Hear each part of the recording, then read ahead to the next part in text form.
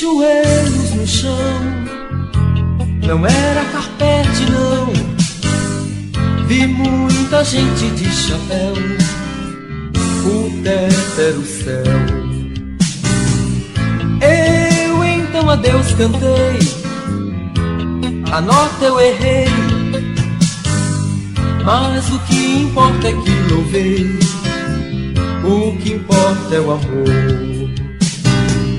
Não era nem um show que em muitas igrejas já começou.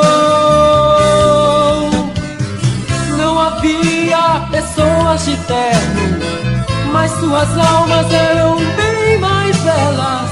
Elas ouviam com atenção que amar é a canção, que amar é a canção, que amar é a canção.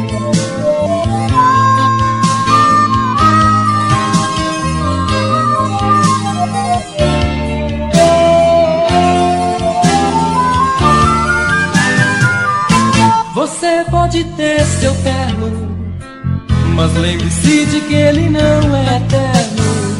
Você pode ter seu carro, mas ele não te leva ao céu. Lá onde mora o poderoso, não entra o que é soberbo. Você precisa entender que amar é canção. O amor mais verdadeiro é aquele pelo qual Deus te fez herdeiro. Herdeiro de todas as coisas. Jesus Cristo é o grande exemplo da mais pura humildade, que morreu pra te salvar, que morreu pra te salvar, que morreu pra te salvar.